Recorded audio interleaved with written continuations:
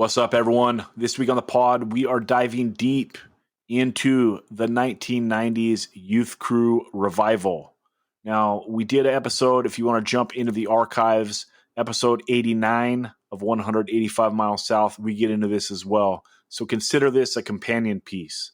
Also, just want to say, Brett Beach, he did Hardware Fanzine in the 1990s, and Matt Smith did Contention Fanzine in the 90s as well. There are anthologies of both of their fanzines that you can buy at shininglifepress.com. So handle business, go get those two at shininglifepress.com. Also, there's that sick-ass In Effect book of all the In Effect fanzines. Good God. Thank God that thing got put together. It is so ill. So get these three things for sure. Check out what else Shining Life Press has got and handle business. Also, I made a fanzine. It is called Nardcore 1981 to Infinity.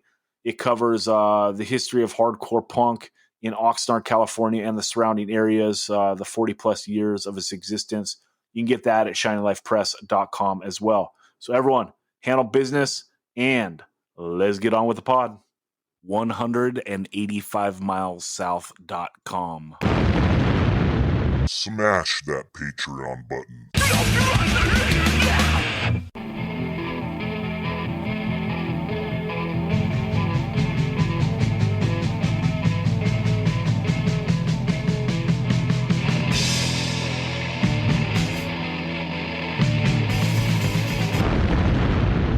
185 Miles South, a hardcore punk rock podcast.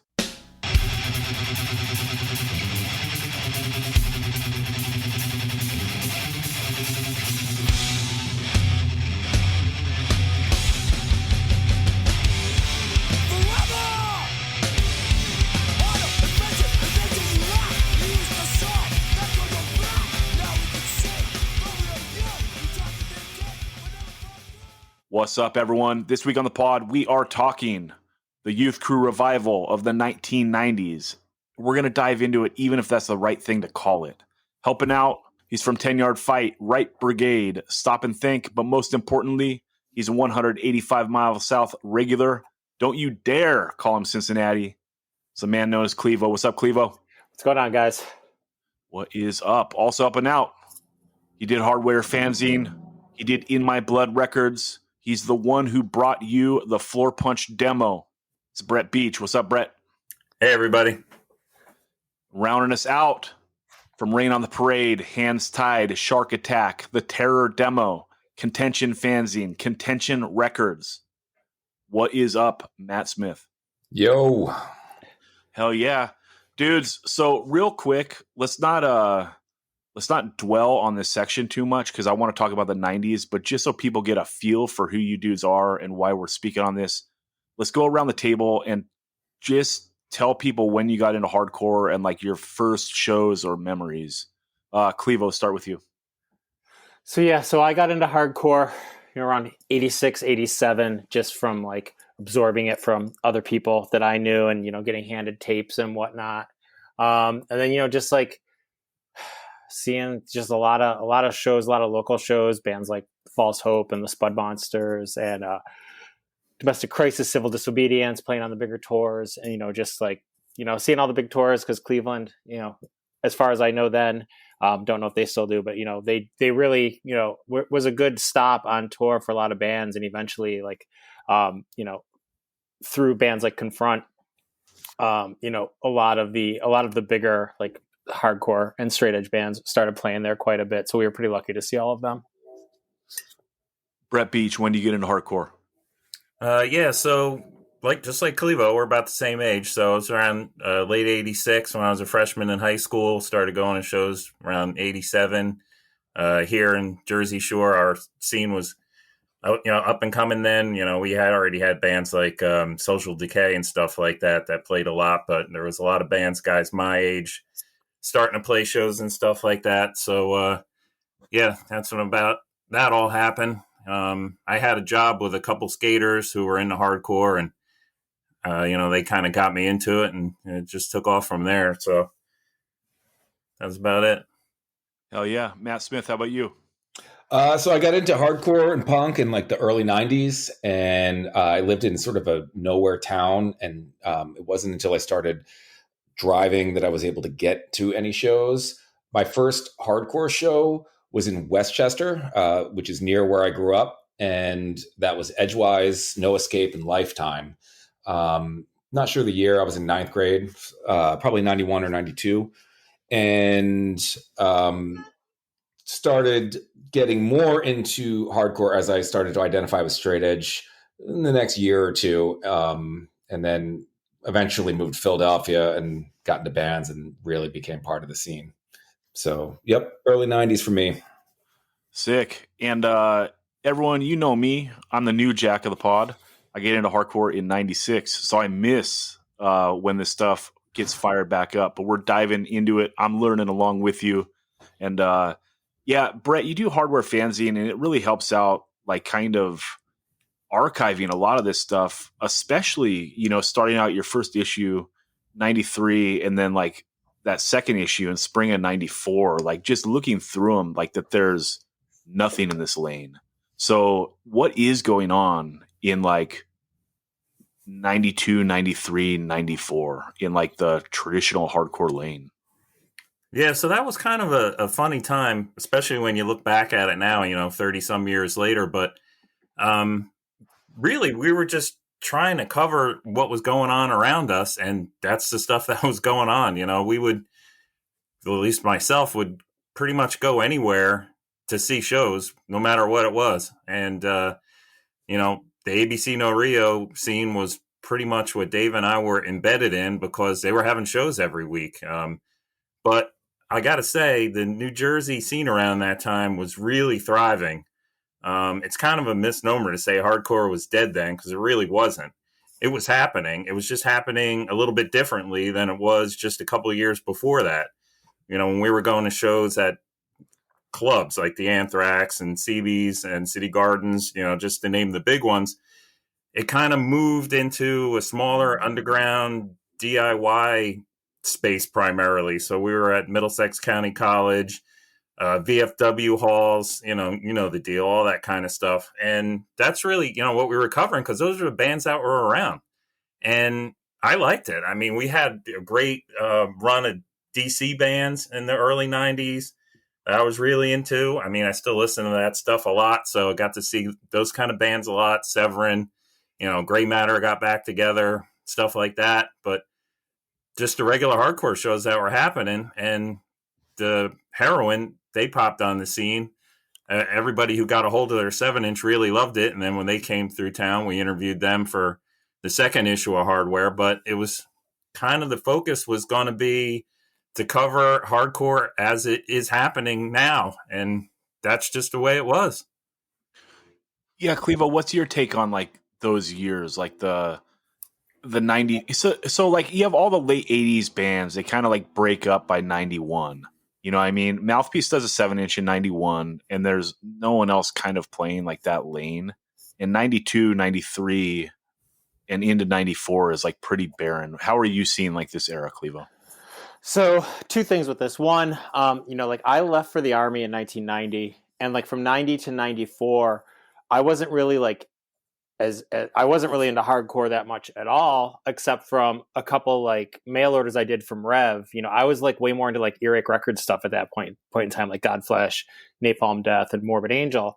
But like one of the things that's weird about hardcore, and this goes back to from the beginning and into like 1986, where you have those people, saying that hardcore is dead, is it goes in cycles where you have like this straightforward, like what I always call like caveman music, where it's just like, it's like what we think of when we think of hardcore. You have those bands just play like straightforward, like fast hardcore.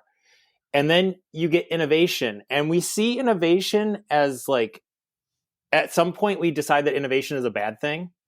But you get this innovation where people take it to the edges.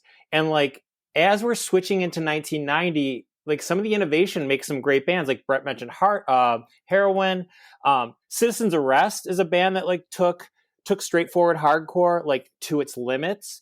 Burn And sort of like the bands that were like that were still hardcore. And before we had this idea of hardcore adjacent, like Burn is like a straightforward hardcore band, but they're pushing the limits.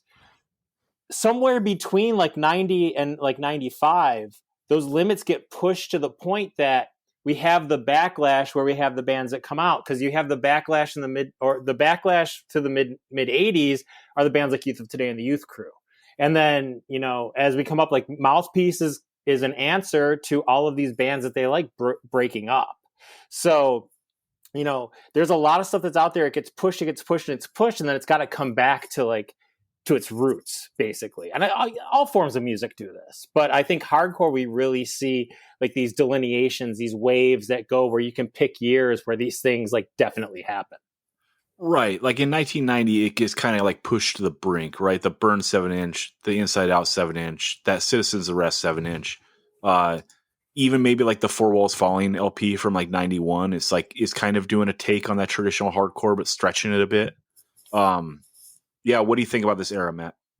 So I have a little bit different perspective because I was not old enough to be around the Youth Crew era, like Brett and Clevo. So, when I started going to shows, my introduction to hardcore, there was one of the big bands that sort of trickled down into a lot of the local hardcore bands was Biohazard. And that was not something I was really that interested in. And then you had what was happening in Philadelphia. There was a lot of DIY hardcore punk type shows. And we had what was known as the Cabbage Collective. And that was run by Bull Gravasi. He was in Policy of Three, probably some other bands before that. And it was, a much different, it was like the era of fake, glasses, high water pants, that sort of thing, the screamo kind of hardcore. And it also wasn't really my thing. I worshipped bands like Youth of Today and Side by Side and GB and all those bands, but never got a chance to see them. So when I discovered bands like Mouthpiece, they were carrying the torch. That's where I started to, that's when I really, really got into it and just sort of left all that other stuff behind. But it was like I was searching for something and I was checking all this stuff out and taking it all in, but it wasn't quite what I wanted until I discovered what Mouthpiece was doing. Okay, so here's like a side note thing, because in 92, I think there's 3 great records that are like in like the straightforward hardcore canon lane. And I'm not there, so like this is my perspective looking back with a different taste and all that. But Secret of All Just Look Around comes out in 92. Madball's Drop Many Suckers comes out in 92. And Agnostic Front One Voice comes out in 1992. Clevo and Brett, like, does this not fall into the lane of stuff like you're looking for at the time? Yes. I mean, I was listening to it because I love those bands. But you know what, Clevo, did you see Gorilla Biscuits around this time? No, I saw Gorilla Biscuits in 80, 89. That's the only time I actually saw them until they reformed. When I look back at these times, there was a show in 1993 that kind of perfectly illustrated what was going on at that time. It was NoFX, Gorilla Biscuits, and Resurrection at City Gardens. And Resurrection played first. And it was almost the 7-inch lineup. It was Zuzai and Hornecker on guitar. And man, they were great. And they had the energy and the crowd was with them. And Gorilla Biscuits played and it was pretty sad. I mean, it was like bad era Gorilla Biscuits. And just right there, you could see like the calendar changing. Like, that's over and this is what's happening now. Yeah, that's wild. Okay, so there isn't much, like there's that Mouthpiece 7-inch 91, and then there's the stuff I mentioned in 92. 93 is just like a barren wasteland for this stuff. And then in 94, some things start like percolating, right? So you have the Cornerstone, The Truth Hurts cassette came out in 94, and the Fast Break demo comes out in 94 as well. And the 97A, musically they're a little adjacent, but they're kind of in this lane. That's 94 as well as 2 half-mass 7-inches. and this is when Ignite pops up on the West Coast doing Where They Talk 7-inch in My Time 7-inch. Brett, you reviewed all this stuff, I think. No, not the demos. The Cornerstone demo you did, for sure, and the 97A demo and the Ignite stuff. How did you feel about this stuff? And did you feel like there was something in the water at this point? I didn't know how far it was going to go, but I was so into it. Like, I don't remember whether I got the promo tape for the Ignite LP that came out on Lost and Found, because I had that before that record came out, or the Cornerstone demo. They were kind of right about the same time. And this is about the time when guys like myself were going to all the shows, because that's what we did. And we'd be hanging around at the shows like, all right, well, this is cool because we're friends and this is hardcore and everything. But man, like, you know, this isn't like Judge. This isn't like a Grill Biscuit show. Youth of Today's not happening. It was kind of a bum out or whatever. But when that Ignite tape got to me and Dave, we both listened to it. We're like, oh my God, this is great. I mean, this is what people need to hear. And I started spreading the word to anybody who would listen to me. Ignite is great. And then they came out here and they played in 95, and it was awesome. Cornerstone was right about the same time. Like I said, I might have the timeline flip-flopped or whatever, but they sent me that demo to review, so I got that kind of out of the blue, and I loved it. And I had everybody listening to that too. So it was like, all right, we're excited for these bands because this is kind of like what we want to hear at this point. You know, we're kind of had enough of, I don't want to badmouth bands, but, you know, if you're going to shows, what are we seeing? Policy of Three, we're seeing Hoover, we're seeing Lincoln, we're seeing bands like that.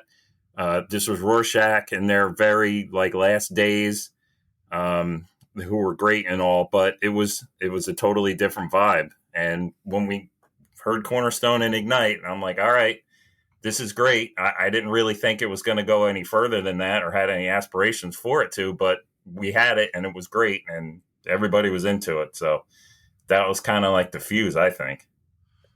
Yeah, Matt, honing in, like, so I want to talk like pre-10 Yard Fight and Floor Punch demos. Like, is any of this stuff making it to you, and what are you feeling about it? Yeah, all of this stuff was big for me. And interestingly, I was getting it all through Hardware and more broadly through Very Distribution, which was out of Philadelphia. Rest in peace, John Dudak. He was one of the biggest distros in the area. And he had a quarterly catalog that would come out. And, you know, in days before internet, that was the only way we could find out about new stuff. And he would put reviews of every single record that he sold. And I would get that. And I saw Ignite, you know, listed as X Unity and No for an Answer. And that's all I needed. I mail ordered that. I would get, you know, Hardware through Very, actually. And, you know, anything that had that sort of youth crew review, I would buy. And even though seeing some of those bands around this time, it was early. So you would see a band like Cornerstone with, you know, a band. I'm trying to think of some of the shows. Like they would play with like Abnegation, who was like a vegan metal band, or, you know, bands like that, like bands with like two singers and everyone's got chin strap beards and, you know, big jorts on. Like, so, you know, it was kind of a novelty, you know, seeing some bands that were playing fast hardcore, but I loved it and I was all for it. And yeah, when Ignite came out in 95, I feel like that there was something that really shifted. That first show at Chatham, and I know Brett was there, you know, it was just unbelievable. Mouthpiece played, and then you know, Snapcase. Who else played that? Bloodlet and like Chokehold, I think. Donuts. Yeah. So, you know, you had some of the bigger Victory type bands playing, and then you had Mouthpiece and you had Ignite. And those were the two bands that I went to see, and it was awesome. And I feel like that was kind of one of those shows that people started bands based on that show alone. Let's dive into that. If that's like a big show that like kind of turns the tide a bit. Brett, you were there as well. Yeah, so that was the show where Floor Punch was formed. Okay, so let's talk about that. Go ahead. It was kind of already in the air. We were all friends and everything. We were hanging out all the time. We were going to shows together. Resurrection had broken up. Their last show was New Year's Eve, 1993, 94. So Zuzai wasn't in a band. Bill and Zev were in Spirit, which was, kind of curb jaw with a different singer. And they were playing like the, more traditional, like heavy hardcore stuff like that. But they were looking to do a new band, along the lines of what we're talking about here. And that show, and I'm convinced because Ignite played it, the chemistry happened there. And the band formed right there at that show, just like Matt said, and there was probably others too. Matt, what do you remember about that show? Let's go to the micro detail. Like, describe the room, describe the crowd. Like, how many people were there? What was the room like? What was the reaction like to a band like Donuts? And then what was the reaction like to a band like Ignite and Mouthpiece? So it was a really big auditorium, and it was packed. I mean, there must have been like 1,500 people there, and it was sweltering hot. It was in June. And the cover of Face Tomorrow, the Mouthpiece 7-inch, was taken there. I'm actually in that crowd shot. It's, it was just, people piled on either side of the stage, nonstop stage diving. It was an amazing show. Donuts, I don't want to, talk badly about anyone. It wasn't my thing. They played. I don't remember what the reaction was because I probably didn't really watch them. But Ignite they hadn't put out anything outside of the Where They Talk 7-inch, and then stuff that was on Lost and Found that was kind of hard to find in the United States. It wasn't distroed very well, at least for me. And I did have that CD of it had the Where They Talk 7-inch as well as some other demos from that era. So there was like 9 songs on it that basically was re-recorded with Zoli for Call of My Brothers. And I knew every word to that record. And so I was stage diving and going nuts for Ignite, but I don't feel like that many people knew all the words yet, but people were way into it. And then of course they covered Man Against Man and the whole place just exploded. But when Ignite played, people were packed up front because there was some hype about the band. They just didn't have a lot of stuff available for people to buy yet, but the Conversion record came out probably a few months or maybe a few weeks after that show. Was Joe Nelson still in the band then, or had Zoli started singing? It was Zoli. Yeah.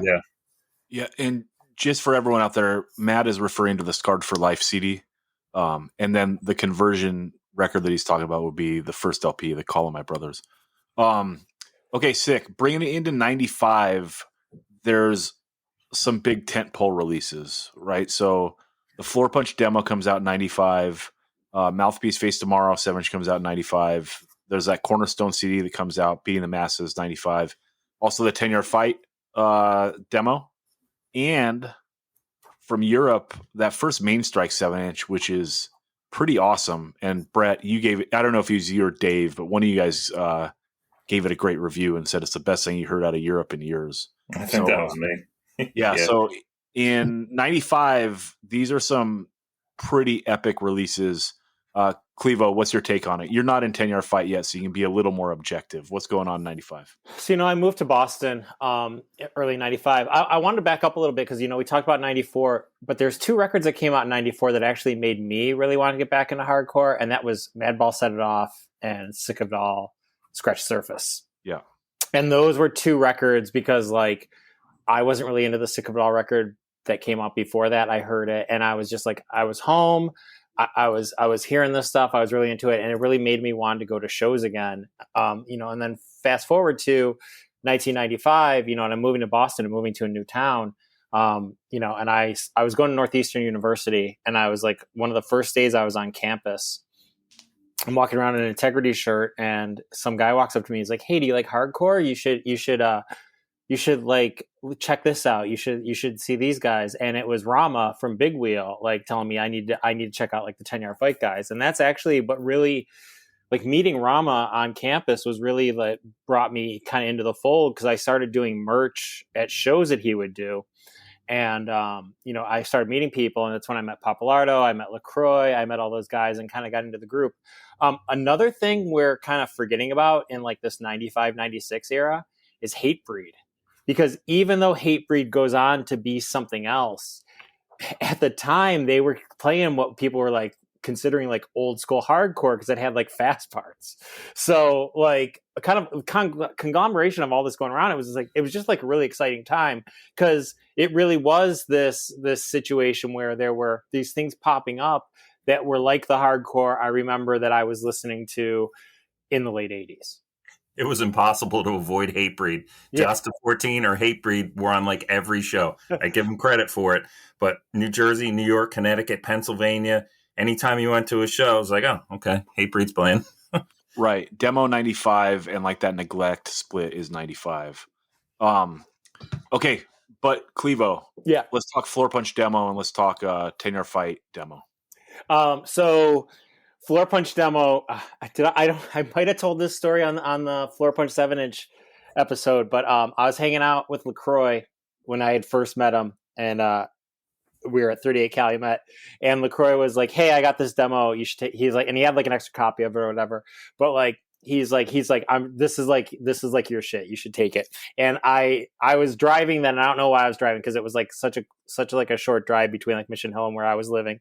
And I put it's the Floor Punch demo. I put it in my car, and I just kept driving around up and down Storrow Drive listening to it, because I just wanted to keep listening to it. I like didn't want to go home because I was so psyched for it. So like just like hearing that for the first time, it's like, I don't know, how do you describe like hearing something like that for the first time? Because it was such a game changer. And like 10-yard fight, like like I said, I hooked up with them pretty early before the 7-inch came out. And just became really, really good friends with those guys, and I end up living with LaCroix, ended up like, LaCroix and Wrench, we lived together. And then like Papalardo, when he was still in the band, like he lived around the corner. So it was just like this crew of people that was just like all together. But, like I can't really remember a time hearing something that was that like game changing as I remember hearing that Floor Punch demo. How about you, Matt? Yeah, those were big. I feel like they both came out like simultaneously. So there was actually a band partially from the Jersey Shore. Brett probably remembers these guys. They were called Positive Impact, and they had some members that were from my area, and they were trying to do that kind of thing. But I think they only played like one or two shows. But I remember even before the demo came out and before the first show, the singer Don was telling me, he's like, yeah, man, these guys from the Shore, they got a new band, and it's got Chris Zusai from Resurrection. And I feel like he told me the band was called Floor Punch Crew at the time. He may have just misspoken, but I remember him telling me that. And he said, it's like Warzone meets Breakdown meets Youth of Today. I'm like, oh shit, really? And so I was already pretty hyped for the Floor Punch. And I remember when they got on that first show it was, I don't know, I mean, it was only like 2 months from the Chatham show until their very first show. And Brett, did they have demos at that first show or just t-shirts? Just shirts, not demos yet. Yeah, I remember, because I remember being there. I remember getting a shirt, and I remember I remember that show vividly. But there was a lot of hype, and it wasn't just hype, for me. All the guys from Jersey that were into that kind of hardcore were ready to fucking mosh. It was like when they started playing, the whole floor just opened up, and it was wild. And you just knew that this band was going to be fun. And I honestly didn't think that it was going to last 5 years and go on to, become what it became. But at that moment, we knew that there was something happening for sure. Here's a little look at the timeline. In March of 95, Killing Time, Dead Guy, and Cornerstone played at the Tune-In.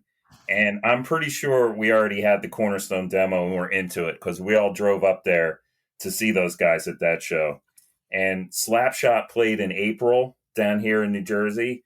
And like even more people went to that because that was kind of a rarity at that time. Mark McKay was back in Slapshot. So everybody who was in the Slapshot and hadn't seen him in a few years was like, oh, cool, Slapshot's playing again. And they played with Vision at that show. And Vision, of course, always around. Then that show we were talking about at Chatham was in June 24th, just like you said. Texas is the Reason, Donuts, Bloodlet, Ignite, Mouthpiece, and Snapcase. That's what I had written down from that one. And that's when the band formed. And the first show for Floor Punch was in September. Late August. And we recorded the demo in October. It's so funny. Other than like Mouthpiece and Ignite, that's like my nightmare lineup of having to sit through. That's what it was. Weird. It was like waves of people, like a whole bunch of people would come inside and pack up front, and then they would move to the back, and another group would like come up to the front, and it was weird. There was shows around here at that time. There was this weird like tension. It wasn't like a violent tension. It was more of like a philosophical kind of tension, because you had guys like us who were going to big shows. And we wanted it to be like those full-on hardcore shows, fun, crowd participation, everything that, hooked us on hardcore just a few years before that. So we would go to, like see a Veil because it's going to be packed. There'd be 800 people there. And somebody would be like, you know what, I'm going to stage dive. And that person would do that. And then there'd be like this weird, like pushing around and everything like that. And everybody'd be all aggravated and stuff like that. And at that Chatham show, it was packed. So, I mean, you look at that, you're like, all right, this is going to be like a full-on hardcore show. And Dave Murphy, stage dives during whomever it was at that show. And people were like pulling his shoes off and, trying to throw him out the door. So it was like weird, like pushing and pulling philosophically happening at hardcore shows then. Yeah, so wild.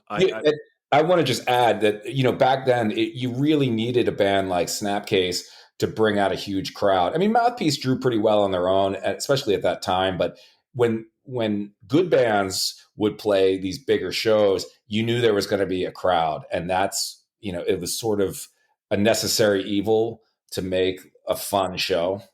But Brett's right. I mean, I can't even really remember watching any of the other bands outside of Ignite and Mouthpiece. I mean, I think I checked out Texas is the Reason, but I don't remember anything other than seeing Bloodlet was playing and walking outside. yeah. Bloodlet was like one of the bands that like you had to like sit through them, like in a show with like no ins and outs. Like, oh, this is painful. And Texas is the Reason like is literally the most boring band I've ever seen in my life. I saw them in 96 or 97, and I'd rather take my chances jumping out my window than watching another Texas is the Reason set. Garbage. One thread that was going through this time too was 108. I mean, 108 would play the biggest, the most packed, sweaty crowd participation shows at the time too. And that right about then is when they incorporated their Chromax cover into the set that would get everybody going. Oh, that's so sick. Yeah, the 10-yard fight demo, I'm going to read Brett's review here from Hardware. Another winner in the new surge of actual hardcore bands that seem to be popping up lately. These guys play tight, fast music with good dance parts. I said it before and I'll say it again. That is the recipe for success. Most of the lyrics are about football or straight edge, or football and straight edge, which is fine by me. I do prefer baseball though. Definitely check these guys out if you remember what it's all about.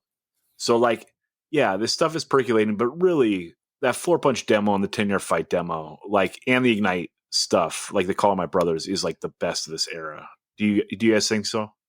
Yeah, I actually just had this memory. I completely forgot this. 10-yard fight played one of their first shows. It was maybe their second show ever in Philadelphia. And all those guys stayed at our house. And that's when I met LaCroix and everyone for the first time. And I don't know why I didn't just buy a demo, or maybe they didn't have any demos, or maybe I think the demo was out when they came down. but I vividly remember dubbing the demo that Matt Summers had on after the Floor Punch demo, which I had the actual copy of. At the end of it, I just used the extra blank tape to record the 10-yard fight demo. So, when I would wake up in the morning, I lived in a house with like 8 guys in Philadelphia. I'd pop in. We had a little boombox in the bathroom, and I'd jump in the shower, and I'd have the Floor Punch demo and then the 10-yard fight demo back to back, and I would just blast that as I was getting ready to get out the door for work. So sick. Clevo, how does the 10-yard fight demo affect things in Boston in 95? So, Boston is much like Boston, the city itself. It seems like the scenes were really segregated, where like certain bands played certain places. And I was trying to think of like big like tent pole shows that we had, or things that were happening, because like we've talked about quite a few times about like the Rat, which was just like a great club that we had in Boston, but the Rat scene itself was really more geared towards like more punk bands, like more like street punk, like punk bands, like that sort of crowd. And that was like the Showcase Showdown, the Dropkick Murphys, the Trouble, like they all played like kind of around that crew. And then like it was more like, and then there's like this a very like a DIY sort of show, and then there was just kind of like beef between all of that, because a lot of that DIY crew saw us as jocks and like didn't like really want to involve us in that. But when you think of the first 10-yard fight show, it was with Cave-In and Piebald, and that's more of a function of the fact that most of 10-yard fight, or like 3/5 of 10-yard fight, was from the Merrimack Valley, which is where the Piebald and the Cave-In guys are from. So like it's really hard to say like how much of an impact it had on the scene, because there wasn't really like this like super positive scene until like I guess later in the 90s. But it was really just like finding places to play was kind of always an issue, and there wasn't really like a through line of where people were going to play. But I think we forgot to mention a band in this time period, and we haven't brought up Strife yet. Yeah, because I think that Strife is also kind of, because I know like a couple times like there were like bigger events kind of around Strife tours, where Strife coming to the East Coast. And I guess that might be sort of the same for you, Zach, as like when like Floor Punch and 10-yard fight came out west. I think early on it was like, Ignite came to the East Coast, Strife came to the East Coast, and it became these events for people to like-minded people to hang out. Right, because when I get into hardcore in 96, like I would consider the biggest bands Earth Crisis, Snapcase, and Strife. Right. And Strife was kind of always described as that extension of sort of like sounding like Judge. So I mean, like people used to derogatorily call him Judge Jr. Yeah. Which is wild, because I wish they sounded more like Judge, even though I love both LPs. The 7 inches, not as much, but yeah, that's a good call out. Cause like we talked about it when Andrew Klein was on the podcast. Like, I do think that they deserve respect for like staying fast. Like if you listen to One Truth, it actually has a lot of fast parts. When like Snapcase is a mid-tempo band, Earth Crisis is a little more slow and riffy. Matt or Brett, what year or when was that last Handy Street show when Sick of It All and Lifetime played in the basement? Was that 96 or 97? I think it was 96. Yeah, so that was also coincidentally, Strife had to cancel their summer tour because me, LaCroix, and Wrench drove down to Jersey for the Handy Street show to see Fast Break, Sick of It All, Lifetime, and a bunch of other bands played in that basement. And then the next day was supposed to be Strife at the Wetlands, but then it turned out to be Mouthpiece and Ensign and someone else, I think it was Tripface, played at the Wetlands. Because I think that's like the day I actually like met Justin Mulder and like a couple other people. And Matt, you might have been there too. But yeah, like that was like a big deal. It's like, oh, Strife is coming, and then it's like, oh, Strife canceled their tour, but it was still like this big thing of like a bunch of us like hanging out in the village, like making an event of it. Yeah. Clevo, So, about Strife. Were you at that show at the Cambridge Church in '93? That was like packed. I wasn't there. Is that the one where the dude from Eyelid stage dove and like went headfirst on the floor and knocked himself out? It could have been. It was a huge show. I went up with Rorschach. It was like here's what the time was. It was UOA, Rorschach, Strife, Four Walls Falling, a Mouthpiece. But I mean, the show was jammed, and a lot of it was because of Strife. Yeah. I think that, so that's before I lived here, but yeah, that's like that's a show everyone always talks about. There's a couple shows, and I think that was at the old Cambridge Baptist Church, which is also where the shelter riot was. Yep. But yeah, there used to be a lot of like the what we would consider like the hardcore we're talking about. A lot of those shows happened in halls and in spaces, and they weren't really happening in clubs. But yeah, the old Cambridge Baptist Church, and there was First and Second Church, and there was like a bunch of churches and like community spaces that had a bunch of shows. Like Rorschach played in the basement of that other church in Harvard Square. All this stuff happened before I moved here, though. Yeah, you know what? I just want to interject. It's funny. You mentioned bands playing in spaces, church basements, VFW halls around this time. And even if there was a stage, the vibe in the earlier part of the 90s was bands usually opted to not play on the stage and play on the floor. And I feel like that was like a thing, and then that sort of became like when Floor Punch and Mouthpiece and everybody started playing back on the stage because we wanted to stage dive. Nobody wanted to have stage divers. That might have been part of the reason why they didn't have the bands play on the stage to begin with at the Cabbage Collective or, the First Unitarian Church. But that was a thing for a while.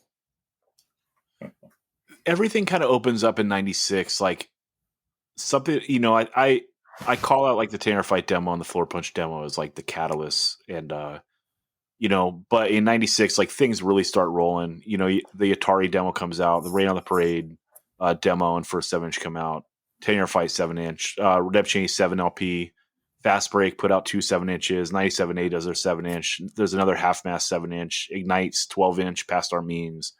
There's that Circle Storm LP. Let's actually do a sidebar and talk this real quick.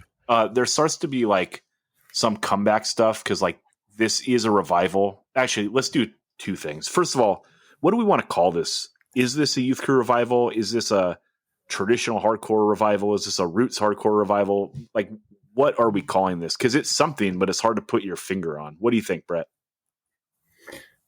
I never really connected with the Youth Crew revival, although that kind of perfectly describes what was going on. But I mean, if it centered around like Floor Punch and 10-Yard Fight, Fast Break, bands like we just mentioned, it was kind of a different vibe.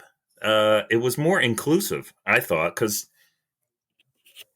yeah, I mean, I guess by default I'd have to go with it, but it never really connected with me. But I don't really have a better term to describe what was going on then. Yeah, it does describe it, even though it doesn't seem completely accurate. So I think we got to run with it. What do you think, Clevo? You took umbrage with that before. Well, one of the things is like, you say like, people come back around or there's reunions. Like, yes, like does Ignite sound like the bands that those guys were in before they were in Ignite? Yes. Were they a straight edge band? 100% no. Right? Like Agnostic Front goes back to their original lineup and makes like a straightforward like a hardcore punk record around this time, right? So like they're not like Youth Crew, they're not straight edge, but it just seemed like there was this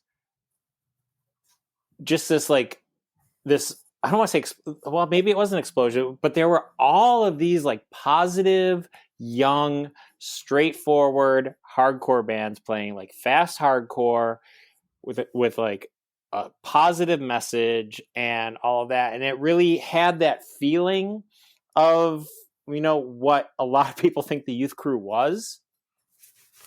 So like, I think it's just easy to call it a Youth Crew revival. But also to the outside world, does that mean anything, or does it matter? Yeah, I mean, I think that's a good way to describe it.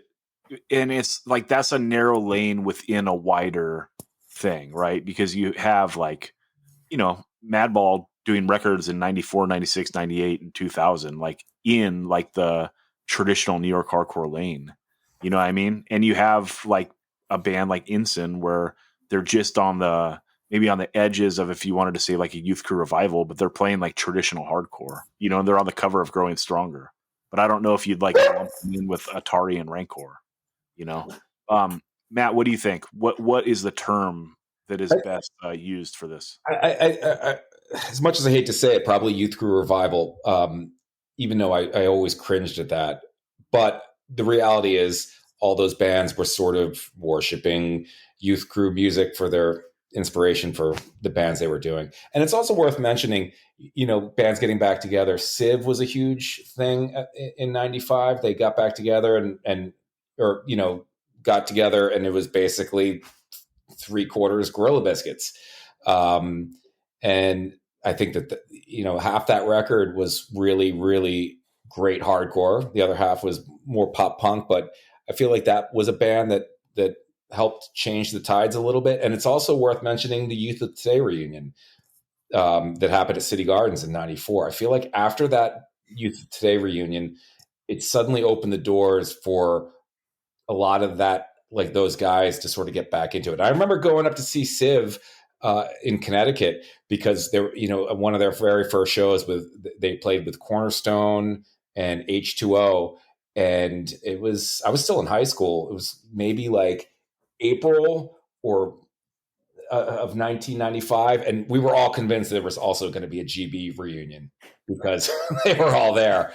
That didn't end up happening, but Brett, wouldn't you say that Youth of Today reunion also sort of brought a lot of nostalgia for people that were around then? Because I feel like after that, you guys really started focusing in on that era in hardware. That's good that you brought that up, Matt, because that Youth of Today reunion at City Gardens, which was really tagged on to the end of a Shelter set, was like one of the most beautiful, like organic hardcore moments of probably the first half of the 90s. Like, word got out that it was going to happen, but it wasn't like a full-blown reunion where it was advertised and promoted that way. It's like Youth of Today is going to play, we think, and people found out about it and went for that. And when it actually happened, the place just exploded. And it was almost like people were like resurrected.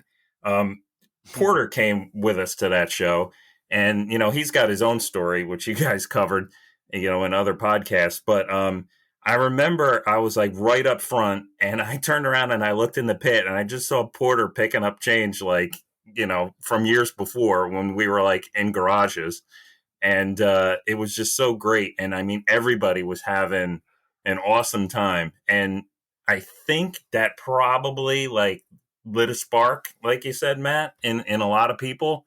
And the whole era here we're talking about really wasn't an explosion. It was more of an ascent, and it might have been quicker in parts than not, towards what you would call more traditional hardcore.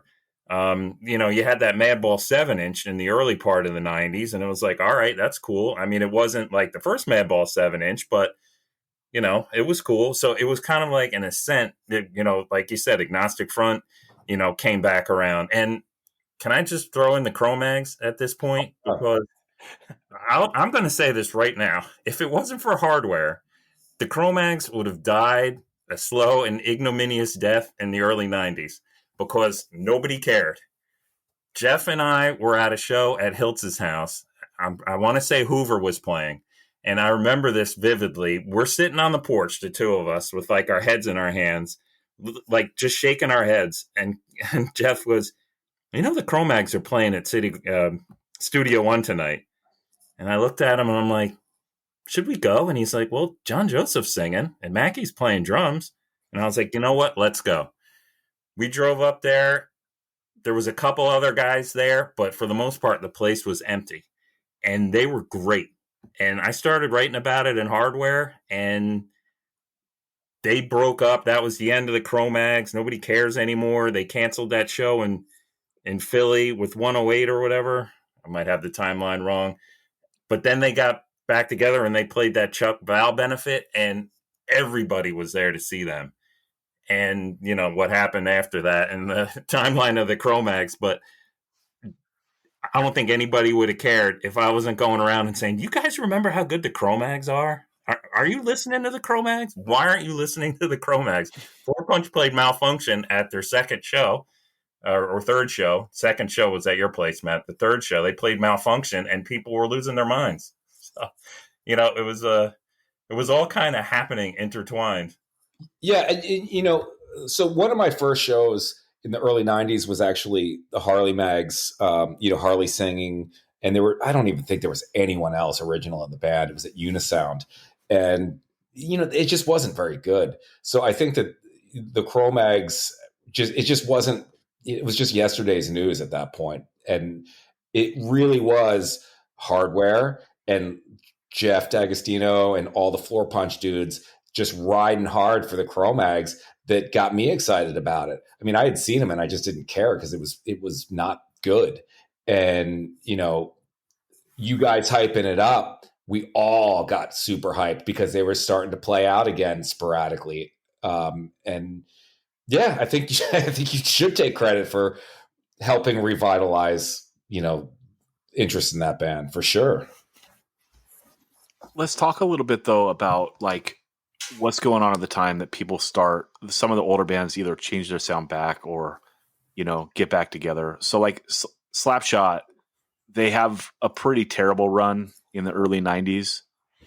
Unconsciousness and Blast Furnace are pretty god awful records.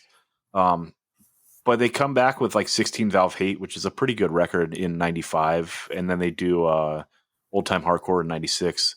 Circle Storm, they do their band in 96. The original 7-inch I think is great. This record I think is pretty bad. But still, it's like there's something in the air that like makes like, a couple Chain of Strength dudes like want to do a band. What's going on with that, do you think, Matt?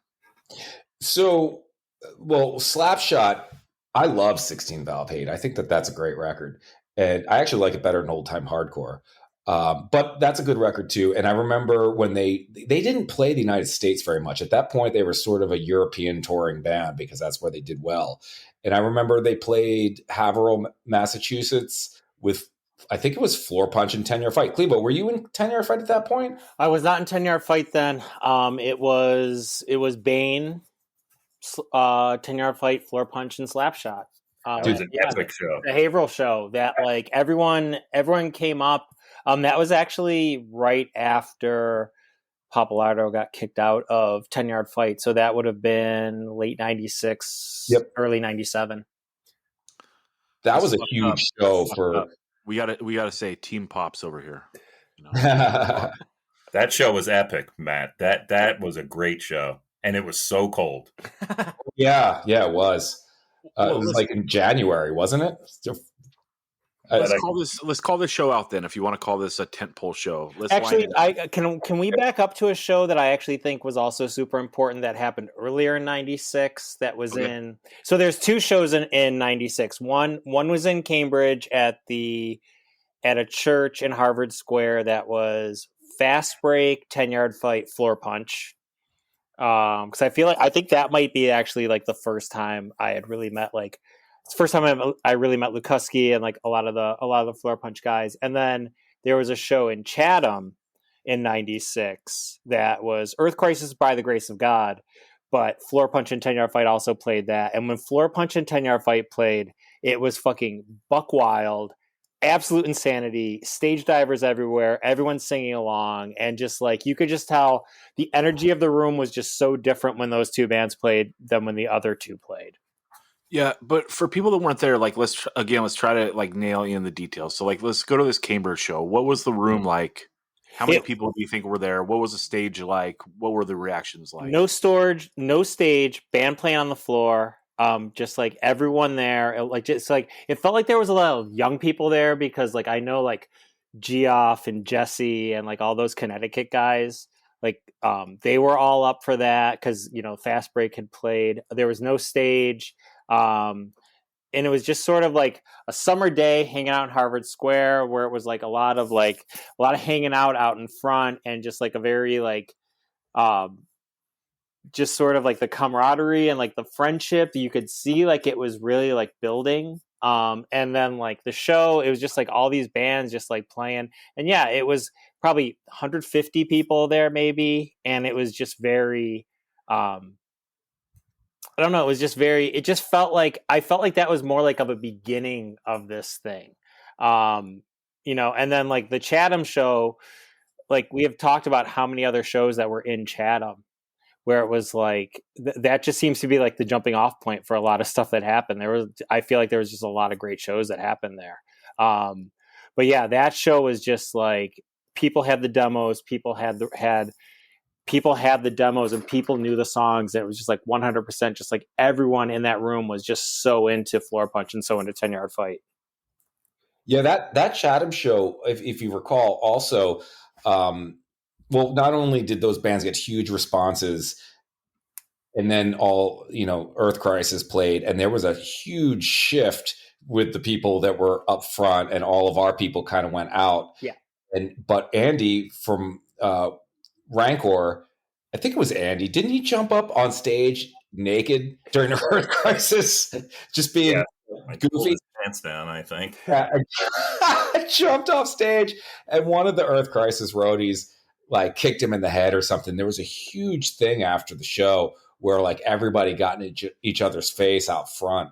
But I really feel like there was like that was the line was drawn in the sand. It's either you're on our team or you're into this lame victory crap. And there was no jump in size, no fence walking at that point. Yeah.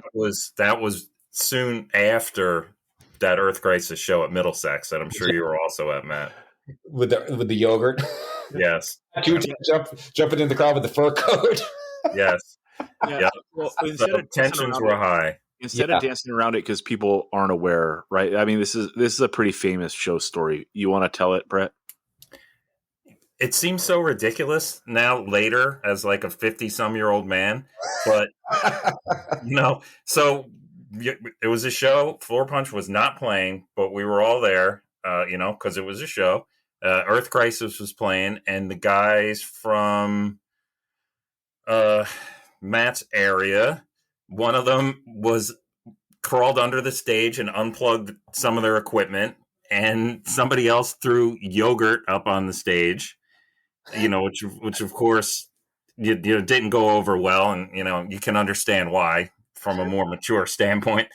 And right about then, I don't know if he wants his name being used, so I won't say it, but a friend of ours who was a vegan himself thought it would be a great idea if he ran into Middlesex County College wearing a full-length fur coat and stage diving during Earth Crisis. And if you've never been there, the stage at Middlesex County College was in their cafeteria, and there was like a wall of windows, so you could see outside.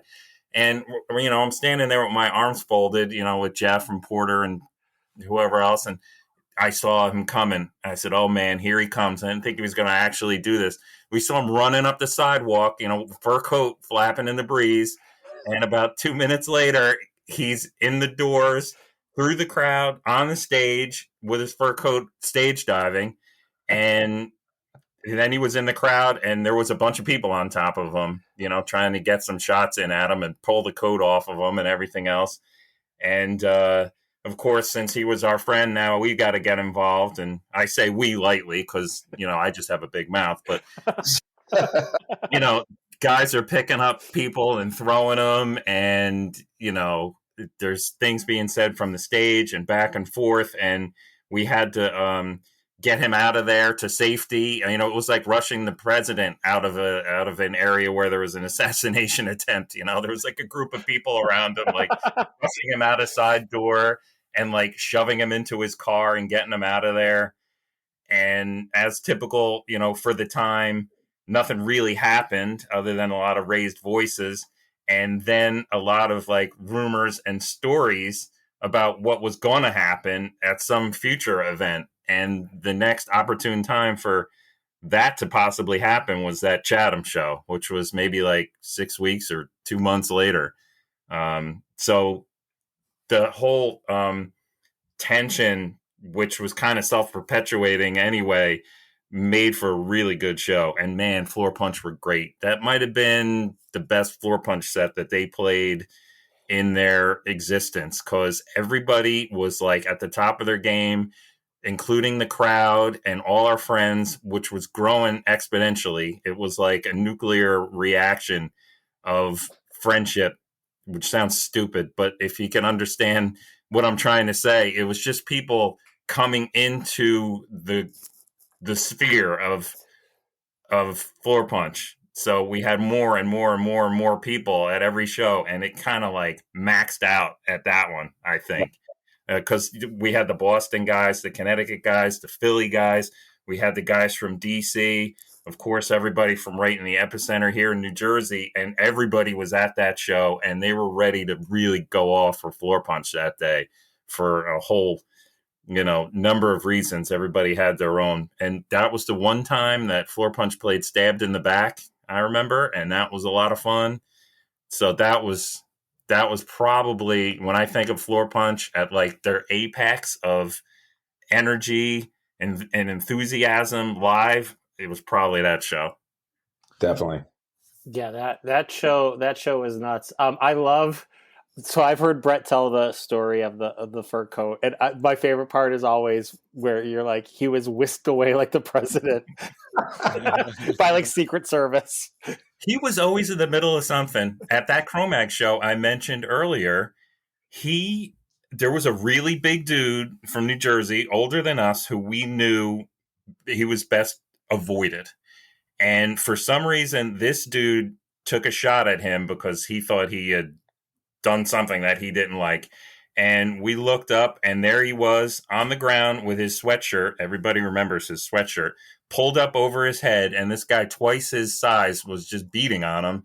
And I remember Jeff looked at me and just shrugged his shoulders and ran towards it. And Porter and Hornecker came from 2 other directions and knocked that dude about 10 feet off of him. And again, we had to get him out of there. So, you know, it was kind of like standard operating procedure for when he was around. One minor circle back, just wanted to mention of bands getting back together and playing like the traditional style. The Warzone Cause for Alarm 10 inches 95 also. Oh, yeah. But we're into 96 and it is flying. And then let's go into 97. By 97, there's a ton of stuff coming out. Is this the peak year, like for this Youth Crew revival, do you think, Matt? Definitely. 97 is the year, because that's when the comps came out, right? Isn't Growing Stronger 97, or is that 96? Yeah, no. In 97, we have, let's see here. I have it. 1 second. Yeah, there's 3 comps I consider, right? So you have the For the Sake of Dedication LP, Crucial Response Records. Crucial Response, get your shit up on streaming. What the fuck are you doing? Also, yeah, the Time Is Now comp comes out, Tension Building, and the Growing Stronger comp on Teamwork, and In My Blood Records. Yeah, so is this the peak? Everyone's firing on full cylinders. Definitely the peak. I mean, that, what you just mentioned, those comps sort of solidified what was happening. For better or for worse, I actually helped do the layout for the Time Is Now comp, although I never liked the way that came out. Steve Lukuski was a big part of our scene. He did Tension Building Fanzine, so he's worth mentioning in this whole thing. He didn't do any bands, but I feel like that zine was a big part of the Youth Crew revival, for lack of a better term. Those two comps, I was on both of them. Actually, I joined Ran on the Parade before the 7-inch came out, but Contention was my label, and I had put that record out. It came out in 96. It was recorded in 95. And those, I think there was 10 or 12 songs recorded. Only part of them made it onto the Body Bag 7-inch. And then I think the other two songs, at least the Tension Building song, was from that same recording session. It was just one of the other songs that hadn't been used. I'm trying to remember. I might have actually played on one of those songs on the comp, but whatever. It doesn't matter. Those comps, I feel like, solidified, what we were doing. And all of those bands were getting the biggest draw at that time. I know I was in Ran on the Parade at that time. And I hate to even say that Ran on the Parade was a Youth Crew revival band, because we weren't. But we played with all those bands and get lumped in with all of those bands. And I was definitely into that whole thing. So I think that was probably our peak year as well. I don't know. Clevo, did you join 10 Yard Fight that year too? Was it 98? No, it was 97. So 97, the 10 Yard Fight LP comes out. We go through quite a few lineup changes, and then we do our first full US tour in 97. And then the Chatham, the showcase, Better Than 1,000 Battery 10 Yard Fight show is this year as well. But yeah, I think that, we went on our first full US tour that we had a lot of issues. We ended up getting stranded in Arizona and getting stuck there for like 2 weeks and end up missing the end of our tour. But we were trying to go around the country to see what was happening, and playing in a bunch of different places. But still, like, I think that, really the big place for us was really, Boston, Connecticut, New York, New Jersey, and down into Pennsylvania. There was really just, sort of like all of these bands like Floor Punch, Fast Break, Rain on the Parade, us, eventually In My Eyes, like just had sort of all of that. Just really seemed like it was a very East Coast thing, even though, Ignite and stuff like that was popping up on the West Coast. I don't think Rain on the Parade should be forgotten about in this, because they were a big part of it. And they were always like the super touch of this time to me, meaning the band that was like at every show, cross genre. They played all kinds of shows in all kinds of places, and they were just banging out good hardcore, good guys. Rain on the Parade were like solid. They were right there in all this. I don't know that they get the glory, all these years later, but man, they were a good band. Matt, you're a big part of that. Well, Yeah. the stuff just got on streaming, right? So shout out to Matt. Did you do that? No. I don't know who put up the 2 7-inches. Maybe Justin, our guitar player. Yes. And I just got an email from Sean Youngblood that the Fired Up EP is going up, I think, tomorrow. So now everything is, as of as soon as that goes up, will be on streaming. Right, because that hurts, right? When people are like, "Ooh, I heard of this band, Rain on the Parade. I heard like the 7-inches are sick," and then they like go on Spotify and it's the LP, which is fucking terrible. And it's like, oh man, like I don't believe anything this guy's gonna tell me again. Yeah, it's I don't know why. I mean, I know why, because no one in the band really was motivated to do anything. I mean, I still talk to those guys on occasion, but we're all just living our lives, and there just never was a conversation about getting that stuff. No. But I think it's like important. Like this is how things get lost to history, right? And why like we do things like this episode to bring things back, and why I'm telling people to like get the shit on streaming. Like if you care about your shit, put it up so people like don't forget it. You know what I mean? Like I'm not trying to put my band up from 97 because like it should be forgotten. You know what I mean? But, like the stuff we care about, we should put up, or we can't get butthurt when it gets forgotten. Doing these conversations are hard because someone says something and we move right past it, and it's very hard to like decide when to cut in and be like, oh, here's a perfect exactly thing to say about that. You know what I mean? Or to let it go. But when you guys were talking about like the line was drawn when it was like Floor Punch or Earth Crisis, like really that's the time to bring up Rain on the Parade because the song Body Bag is like such like a line in the sand. You want to speak on that real quick, Matt, before we move on? So it's funny too because Ronnie, our singer, also wrote some articles for Hardware, and I believe one of them called out Earth Crisis. It was a pretty funny article.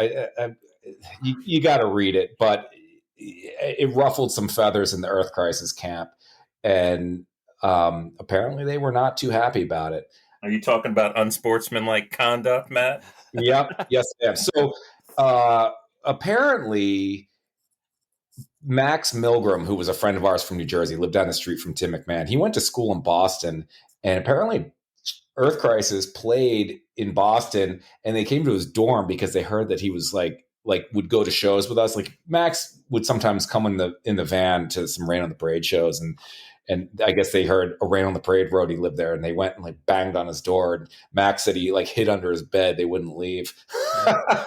Also, to really paint the picture, Max is like 5'5", and he looks like I know everyone says that Igby looks like Milhouse. Max 100% looked like Milhouse. He has like the thickest glasses, and he's just like a short kid, and he's just like very hyperactive. So like to like roll up on him is like it's like the lamest thing ever. Yeah, well, and then Matt Summers was at a party at Damien Gennardi's house around that time, and he was talking to some guy that he didn't know for a while. They were sitting there talking about basketball, and the guy, like after they were talking for like 10 minutes, he was like, "Oh yeah, I was in Chicago with my band on tour," because they were talking about the Bulls or whatever, because the Bulls were doing really well. And Matt's like, "Oh yeah, what band are you in?" And he's like, "Oh no, it was the other way around." Matt said he was on tour somewhere, and the guy's like, "What band are you in?" And Matt had been playing in Rain on the Parade at this point. And he's like, "Yeah, I'm in Rain on the Parade." And the dude stood up. He's like, "I'm in Earth Crisis." And Matt just started laughing. He's like, "Oh, I guess we're supposed to be enemies or something now." And the dude just started laughing too. And then the whole thing just kind of got squashed. It's funny because I so don't care about that shit anymore. We played with Earth Crisis at a festival, and a couple summers ago, or before COVID, and I was talking to all those guys backstage just about whatever. And it's so dumb that we were so, there was so much beef over who knows what, and even the fact that we thought Earth Crisis was so far from what we considered to be hardcore. Seeing some of the bands play now, I mean, it seems like Earth Crisis is closer to Side by Side than some of these bands they went on tour. I mean, it's just, but I digress. Well, I mean, from my perspective, I just want bands to stand for something. Sure. You know what I mean? Like, that's what I'm like reaching out for. It's like, it seems like no one is about anything. You know what I mean? And so like, maybe that's why I can look back and like, be like, God damn, Earth Crisis is sick. Like, at least they stood for something. Right. And on the same side, it's like, oh, Rain on the Parade, they stood for something, even though I don't necessarily agree with either of them. You know what I mean? But it's like, God, at least like they were down for their shit. Like, that's kind of what you want in like a era of like, oh, everything's pretty good. Okay, I do want to touch on those comps though. It kind of got away from us. So let's talk the Growing Stronger comp and the Time Is Now comp, and also for the sake of dedication, if you guys want to touch that, and then I want to move on to some of the bands making it out here to the West Coast. But I think that for the sake of dedication comp was partly my fault. They contacted me about Floor Punch, and we gave them a demo song. So that's just a already released song. No, for sure. But it's kind of nice as like it's coming out of Crucial Response. It's for the European market. And so it is like kind of a nice timestamp of the era, even though you're giving them a song from 2 years ago. It is kind of cool to have Floor Punch on there. Plus, like, it's before the streaming era, right? We can't just like make our own playlists willy-nilly. So like, if you do have that CD, it is kind of sick to have a Floor Punch song come on. Because like, was there any other American band on that comp? I can't remember. 10 Yard Fight. 10 Yard Fight was. This one else, I'll pull it up. I know that we re-recorded Line of Scrimmage for that because I do the Fuck It Up instead of Pete Riley. Yeah, Yeah, it's also Half Mast and and Plague Over with the Rage. Line. Yeah. Yeah, Lukuski's Over the band. Line, Plague with Rage, and Half Mast. Um, And that, Oh yeah, I said Steve Lukuski wasn't in a band. Oh my god, he was in Over the Line, which was a great band from that era. That demo was fantastic. Was the demo just re-released as a 7-inch? it was like I never had a tape like, but the 7-inch came out like kind of close to that time. I had it in the 90s. it came Yeah. out in '99. There's another. They did another record, in like 2008, but I don't know if it's like the same people. Really? They did it in 2008? Yeah. Anyway, getting off topic. Yeah. Sorry. So yeah. What are your thoughts on the Growing Stronger comp, Matt? I mean, that, like I said earlier, that was a benchmark record for that whole scene. The Growing Stronger comp looked really slick. Chris Kelly did a great job putting it together. I'm trying to remember. It was that one had Floor Punch, 10-Yard Fight, Ran in the Parade, Ensign, 97A, and Push Too Far. Am I correct? We weren't on that. We were on the Time Is Now comp. Oh, you were only on the Time Is Now comp. So it was, yeah, okay. So I mean, both those comps should just come out as an LP. I feel like they were so close in with the bands, and they came out exactly at the same time. But I always lump those two comps together as like the benchmark of that era. Yeah, they are companion pieces. Like someone should put them out together. It'd be sick. Yeah. As an A-side, B-side. Brett, you were involved in doing Growing Stronger. How do you feel about it? And do you think it encapsulated the era well? Yeah, I think it does, really. With the bands that were on there, the way it looks, it was a really good timestamp for 1997. I wrote about this, and if the Floor Punch book ever comes out, I think I reiterated it again. But the Floor Punch song that was on the Time Is Now comp should have been on Growing Stronger because it's the better song. I think I should have gotten a better Floor Punch song.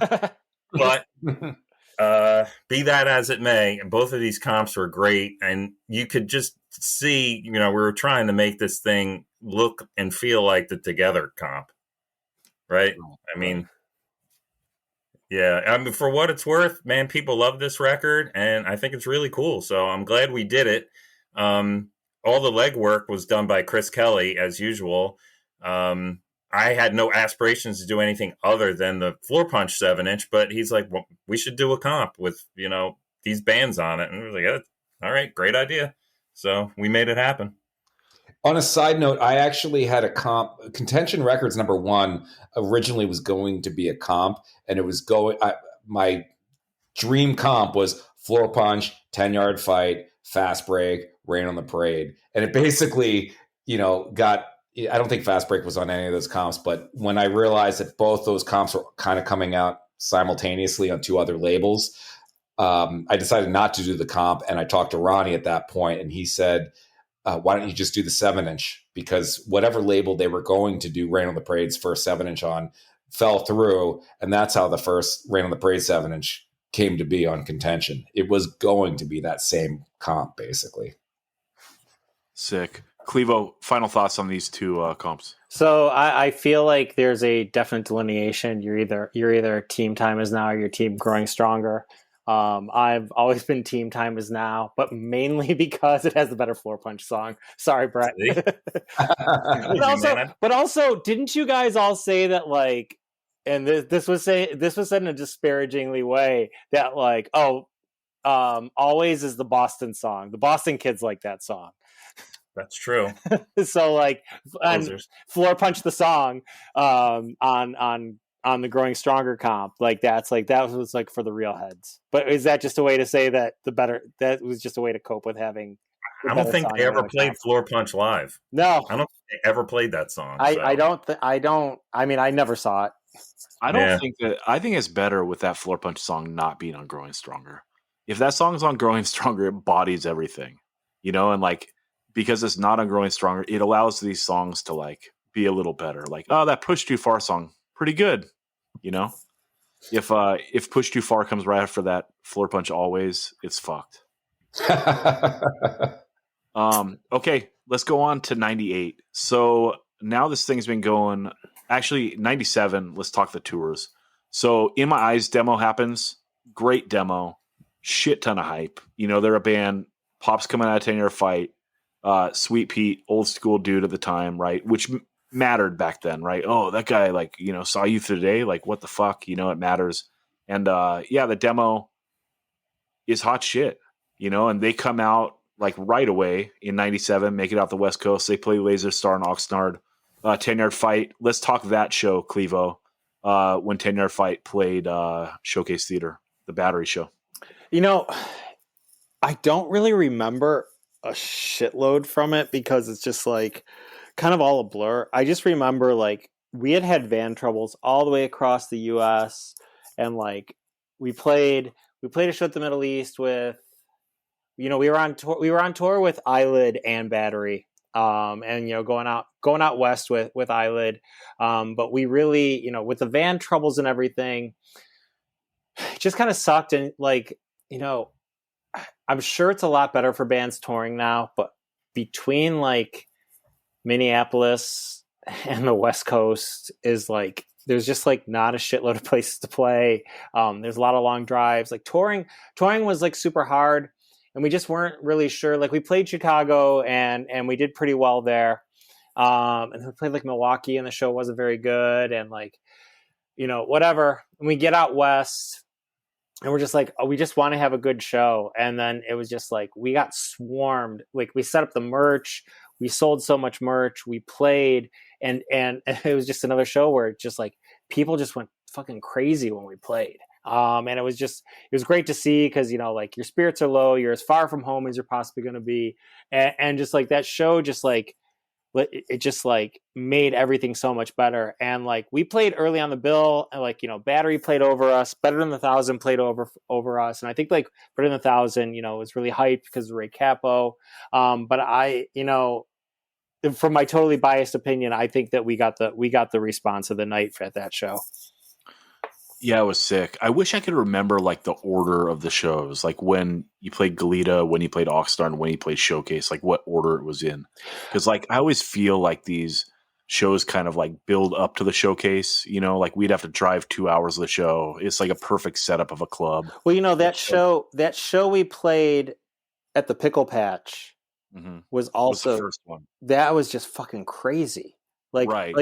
like we're playing because we're like, oh shit, we're going to play in a living room, in a kitchen, in some house, and like people were like stage diving off the steps, and like it was just so packed. I mean, it was 100% a fire hazard. I don't know how that shit didn't get shut down, but like that was fucking crazy too. Right. It's wild seeing like both sides of it, right? So for the people listening, the Pickle Patch is like a literal living room in a suburb of Santa Barbara, Isla Vista. It's where UCSB is. And so like the bands would set up like from the kitchen and face out towards the living room. And he probably fit, I don't know, 70 people like packed to the brim in there. I mean, it was there were definitely people standing outside looking through the window, because it was just like so many people there. For sure. Yeah, it was great seeing both sides of it. So 10-year fight comes through, kills it.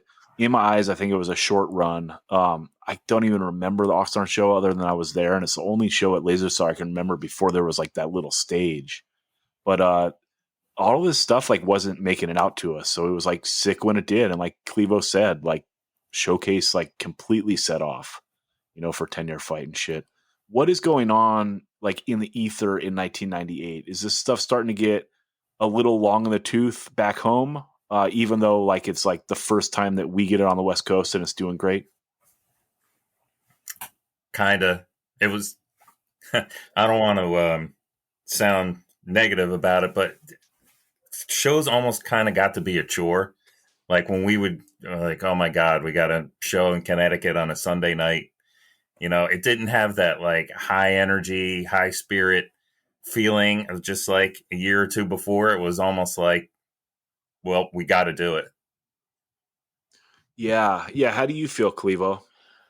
You know, we were 98, you know, 97 into 98, you know, we were playing most weekends. You know, we were also like, we were booking these so just like the stupidest weekends ever. Super Bowl weekend of 98. So it would have been like January or February of 98. We left Boston.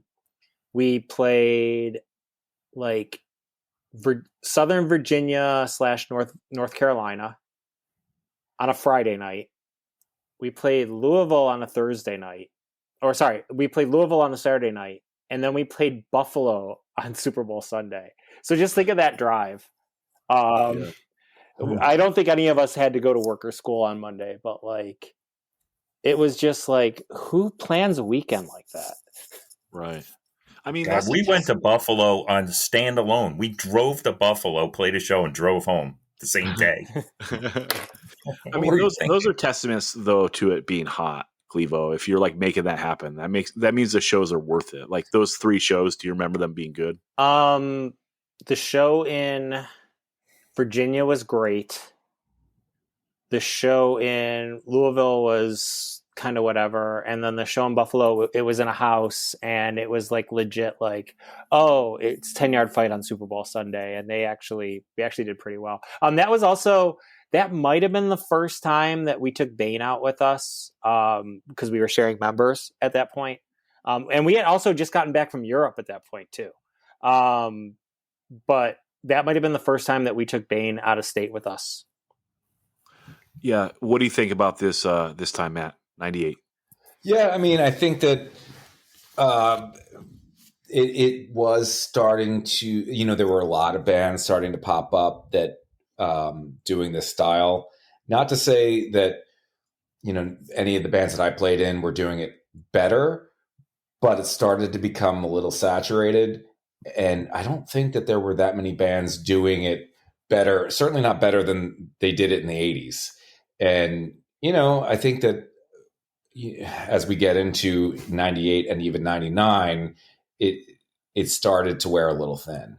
I still love that kind of music, but I feel like maybe, it was getting even more cliche than it already was, if that's possible. And maybe, people were starting to get hungry for something with a little more depth, perhaps. So actually, I have a question, and I feel like people look at this from either side, but are shows where all the bands are similar, or is it like diverse shows? Because I feel like the Youth Crew Revival kind of got pigeonholed into these shows, these very samey shows where it's like a bunch of bands, especially as more bands kept popping up. It's like a bunch of bands that are kind of doing the same thing, playing together, versus like having a varied bill.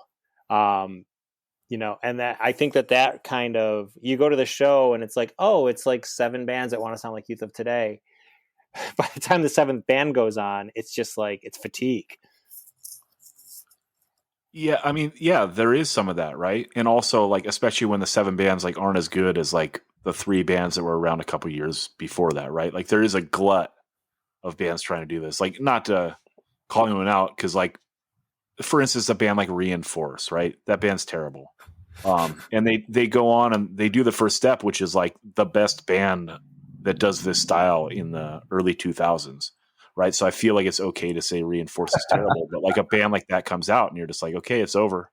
You know what I mean? And like the other thing, we're going to do another episode, spoiler alert, talking about like what killed this, like not in the way of like what killed this, but kind of like what came out of it, that like it kind of in a positive way, like where faster hardcore went after this. But I do want to talk a little bit about like what killed this stuff in a bad way. And like that is some of it, right? Like there's just too much, like the copy of the copy of the copy, and it's like, stop it, And then another giant thing that happens is Good Clean Fun comes out, right? And it's like you have this satirical thing that's going on, and like there's a lot of people that don't like this lane of hardcore that like latch onto that.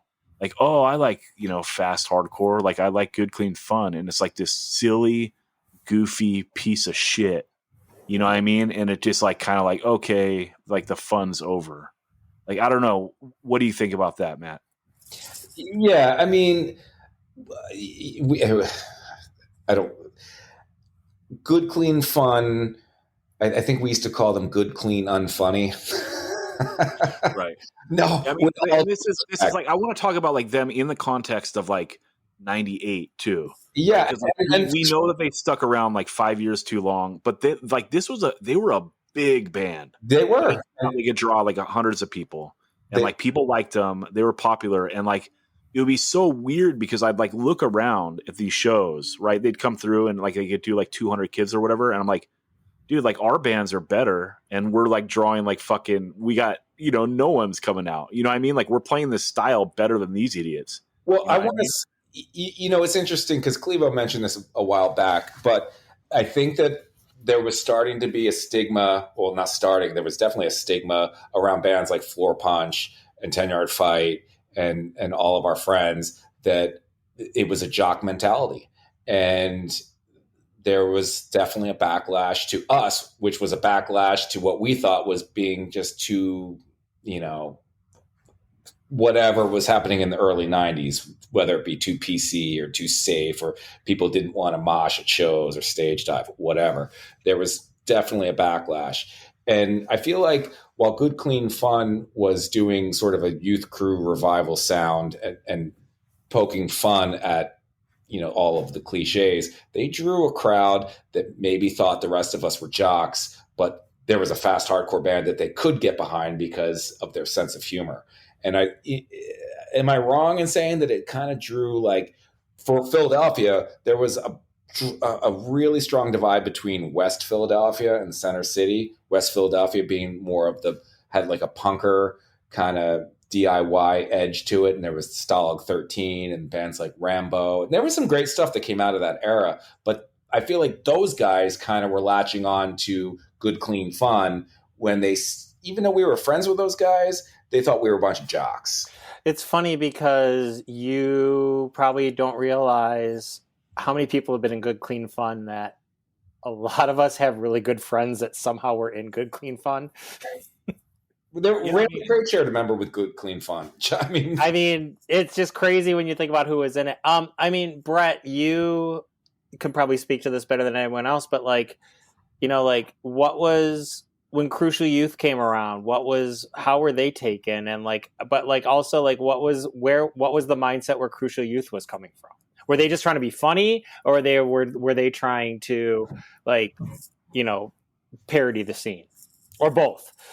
Yeah, kind of both, but yeah, they were just trying to be funny, and I was really too young to like get offended about them making fun of straight edge and youth crew, especially because my friend Rob was in Crucial Youth at that time, and he was 100% straight edge and youth crew, and he was the guy I went to all of my early shows with. But yeah, they were just trying to be funny. Whereas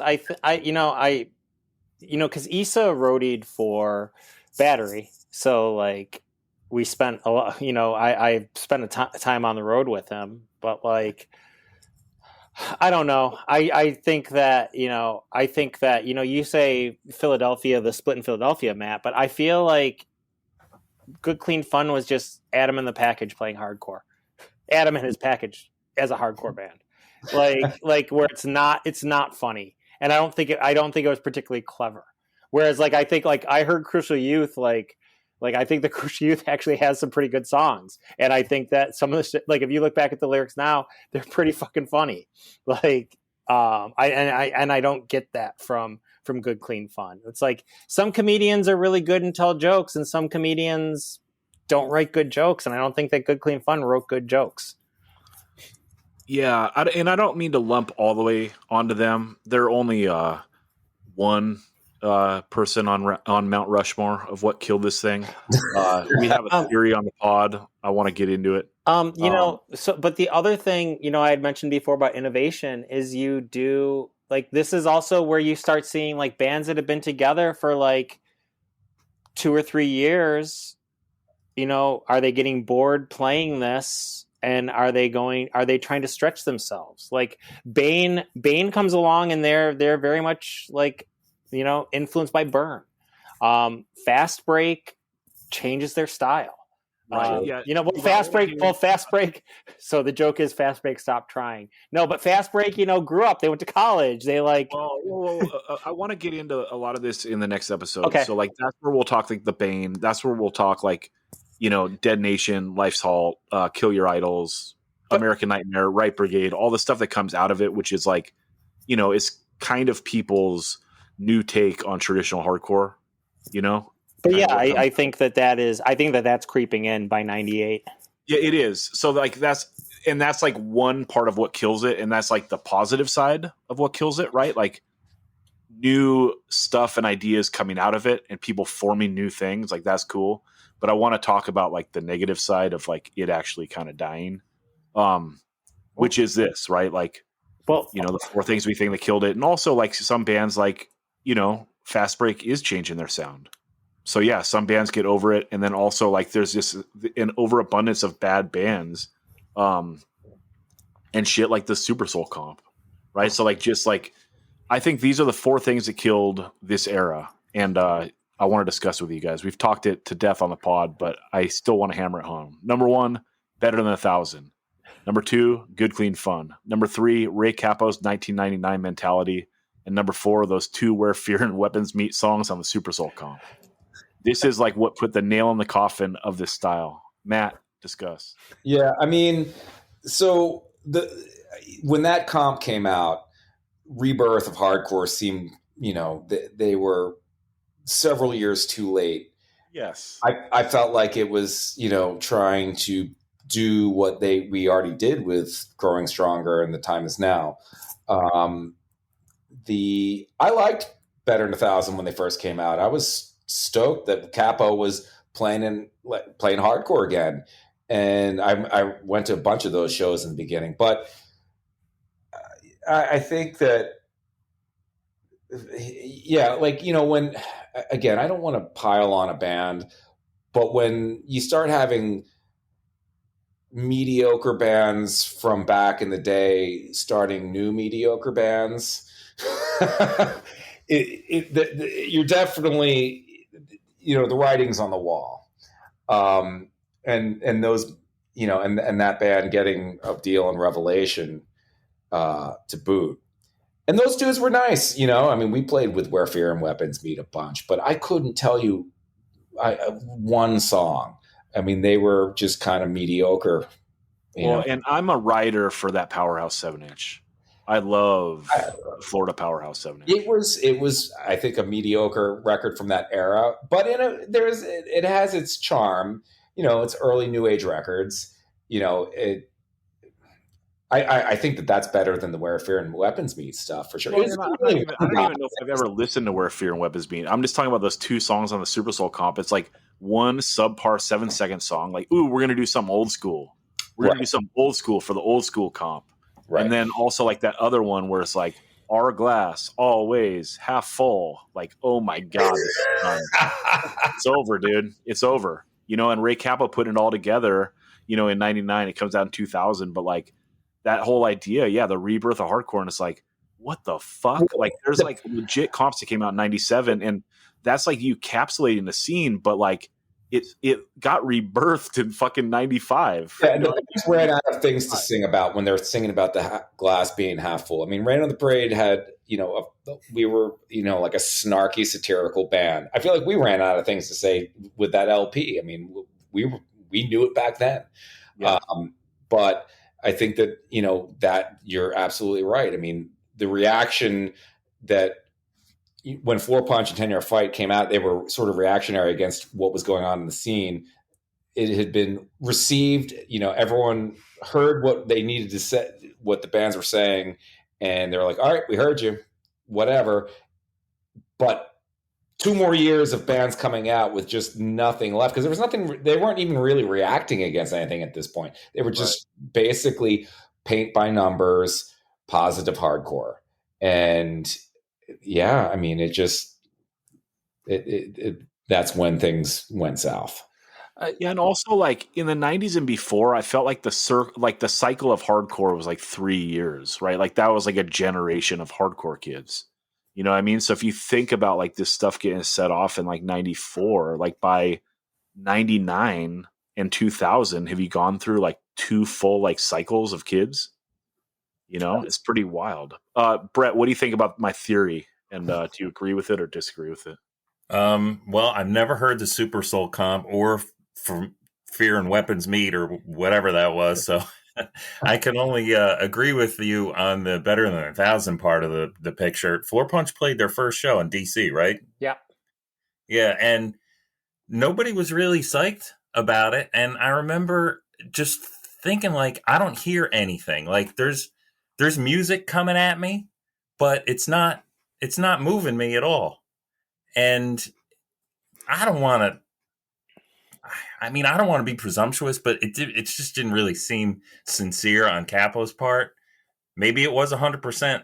I don't know. But I was just like, dude, you're never going to top Youth of Today. You know, Shelter was cool. You know, that went in a different direction. But like, what are you trying to do here? Dude, I was like a 17-year-old poser, and I was like, this is sus. You know what I mean? Like, fucking A, if you can't fool a 17-year-old, come on. I'm actually curious because I think that Better Than 1,000 is really hindered by the lineup they tried to have, with Ken playing drums and, you know, Graham playing guitar. I think that they were a better band when Ken went back to playing guitar and Al started playing drums, Al Core. Not to say that they had good songs, but I think that they like there were a couple good songs on that first record. But you're right; it just seemed like it seems so limp. And I kind of always say, and this is going to sound crazy coming from me because like I was in a band that ripped off Outburst, I was in 10 Yard Fight, but I'm always like, why would I listen to this when I can listen to the Youth of Today records I have? I said that over and over again. Like why? What? Like, and there's a lot of bands where it's like, oh, have you checked this out? And I'm like, I haven't, and I'm sure it's good, but also I can listen to that Uniform Choice record that I've listened to a million times that I know is great, and I know what I'm getting from it. So why would I listen to a band that played that? Again, I was definitely in a band, many bands that have ripped off these other styles, but like, yeah, but like, there's a difference though, Clevo. Is you're doing that stuff when like there's a void for it, right? Like them doing this band in like 97, it's like there are already like a handful of great bands doing this style. And so like it seems so inauthentic because it's like you're coming back for your flowers. Like, okay, like this shit's hot, so like everyone recognizes like the originals. But also like, you know, Capo, like Ray Capo has sang on some fucking amazing records. Of course. Ray Capo also is not at his best when he's not swearing and he doesn't sound angry. Yeah. Like just the whole, like him using like the mid-era Shelter. Well, I guess it's the Shelter voice at this point, but him using like the Shelter voice over like what's supposed to be fast hardcore just doesn't do it. Yeah, I will say "Live Today" is a track. It is. That's a fucking song. It is. That's on rules, but it came out first. Like, and so it's like, okay, that first song they put out was hot, and then it's like it never got followed up. You know what I mean? So anyway, but Clevo, I don't know if we've ever gotten your take on the theory. So what about all four? So wait, so we're saying the Better Than 1,000, Good Clean Fun, Ray Capo's 1999 Mentality, and those two Where Fear and Weapons Meet songs on the Super Soul comp.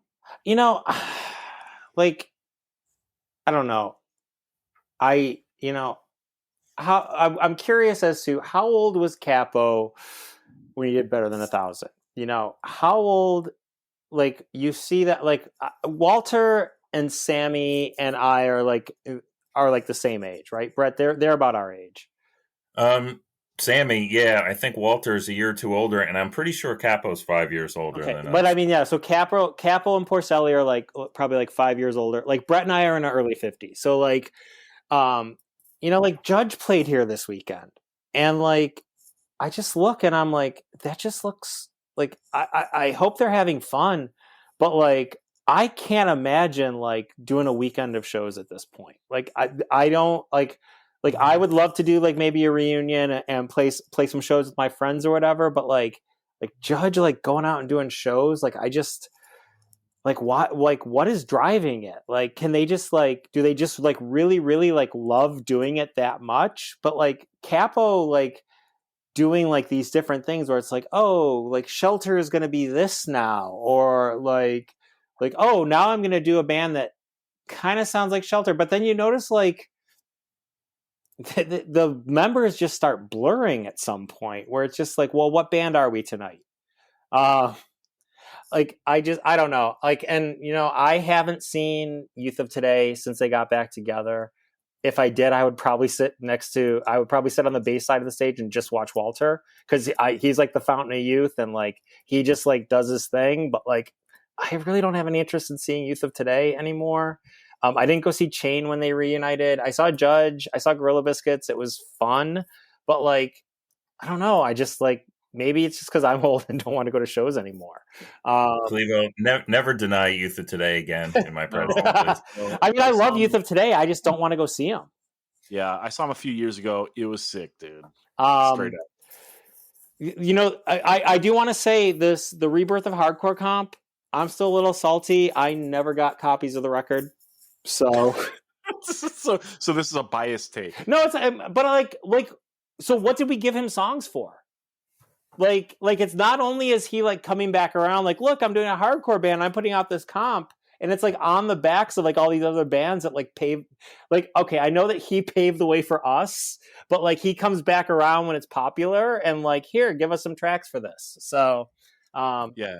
We never got copies either. So funny story, we when that comp came out, the Super Soul comp, we played a show. I want to say, for whatever reason, 25 to Life was there. It was in DC, and I had to buy it from Rick to Life from his show, and he's like, "Yo, why don't you on this shit?" Did he sell you a bootleg copy of it? Was it blank? Like, no, it came out on Good Life, which is a Belgian label, right? So it's like half on Good Life and it's half on Super Soul for America. Yeah, you know? Yeah. We got like a couple CD cutout copies, but we never got vinyl copies. Like, you know, and a lot of bands like gave them tracks, you know, so yeah, I'm a little salty about that. It's just like, you know, I always say don't take financial advice from someone who is in a band that got paid in records, but I would have, like, getting records is better than nothing.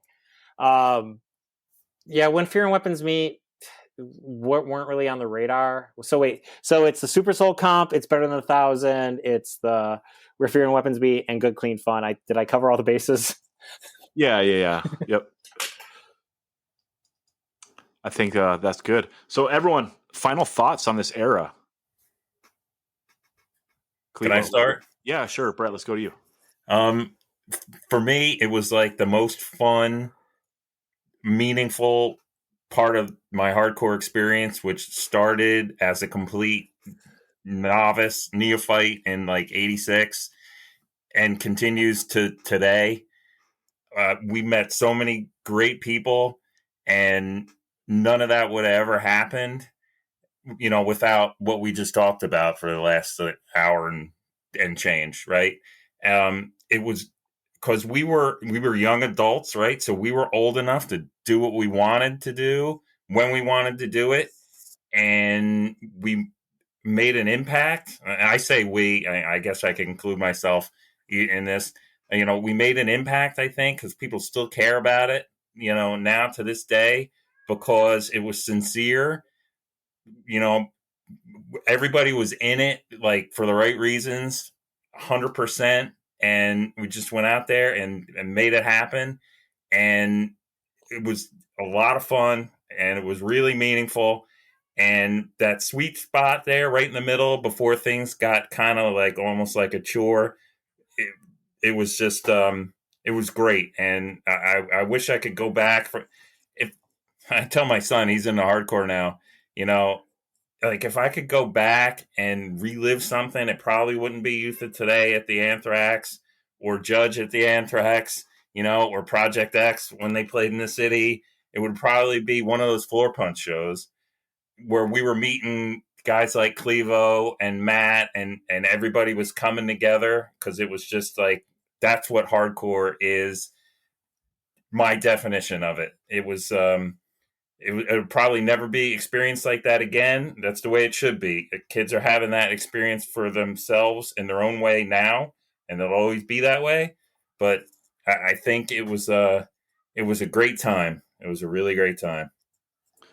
Yeah, that rules. Matt, what's your take on this? Yeah, this, to quote In My Eyes, this was our time. I mean, it really was, especially those first couple years. I loved hardcore, and suddenly I was in the center of it with the fanzine, the band, all the bands that I was friends with. We were all doing stuff and things were happening, and every show was fun. Every show was, I met so many people that I still am friends with to this day from that time period. So, for me, I mean, it's probably a time and a place thing. That was just where I was in life, but it was, those were my formative years, and it was an amazing time. I didn't get to be around in the late 80s, but, I feel like we made our own scene that, I'm just so thankful that I got to experience it. And, one tentpole show that I failed to mention, the Redemption 87 weekend. That was when they came out east. We played one of those shows, and I went to all the shows. At every single show I went to, it's just, I just felt like I was with family. Every show was bands playing with Redemption 87 that I had known those guys for a couple years, all the opening acts, and it was just like an amazing time of my life. So, looking back with rose-colored glasses, I guess I love that time period. And even the music, I still to this day love Floor Punch. And I saw Floor Punch within the last year. It may have been their last show ever, but to this day, it holds up, in my opinion. Some of the other bands, maybe not so much, and mine included. But experiencing it firsthand, it was amazing. Clevo, final thoughts on the era. Yeah, good shout on Redemption 87, Matt, because we were supposed to put out Redemption 87 7-inch that I really am pissed that fell through. But really, I think these guys said it pretty well. But I think the biggest thing for me is just like the camaraderie, the friendship that came out of it. Like, there was a time period there, like even after this scene kind of fell apart, that like I would see Brett, I would see Matt, like we would just see each other a lot, whether it was at shows or even just like go hang out somewhere, just all up and down the East Coast, just like all these people that these friendships that came out of it that we still have. But it really was just like a super important time where it felt like we were doing something interesting and something big. And it was still underground. It was still something that wasn't like well known, and we had like our own little world, and we it was what we made it. And maybe it went too far, maybe we hung around a little bit too long with some of it, but it really is this world that we made that was really self-contained, that it was really just an awesome time, and the friendships that we have, like Matt said, seeing Brett, seeing Matt, seeing the rest of those guys at the show last February was awesome, and it was a great time, and I'm glad we got to hang out and see each other and see Floor Punch one more time. Yeah, like I said, a lot of this stuff didn't make it out to the West Coast until late, but like this is some of my favorite shit of all time. And when it made it out here, getting to see In My Eyes in Oxnard, getting to see Tinder Fight in Oxnard, getting to see Floor Punch in Oxnard in 97, 98, 99, respectively. Like, good God, man. Some of the greatest shows I've ever been to, and sometimes I think this era gets like overlooked, and, because like there is a lot of corniness that came out of it, but like the best bands of this era are some of the best hardcore bands of all time. So just wanted to shine a light on it. One last thing before we get out of here. All of Hardware Fanzine was like archived together in a book. It's available at Shining Life Press. I'll say this on the intro as well, but shininglifepress.com. You got to pick up that hardware book. Also, Matt Smith, all his zines put together. The Contention Fanzine book, get it there. ShiningLifePress.com. And I did a zine that came out recently called Nardcore 1981 to Infinity.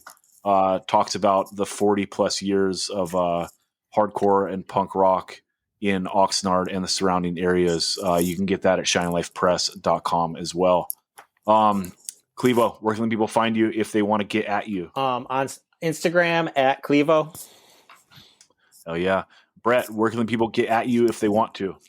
I'm also on Instagram, In My Blood Records, NJSE. Hell yeah. Matt, where can people find you? Shark Attack 12FU on Instagram. That's what's up.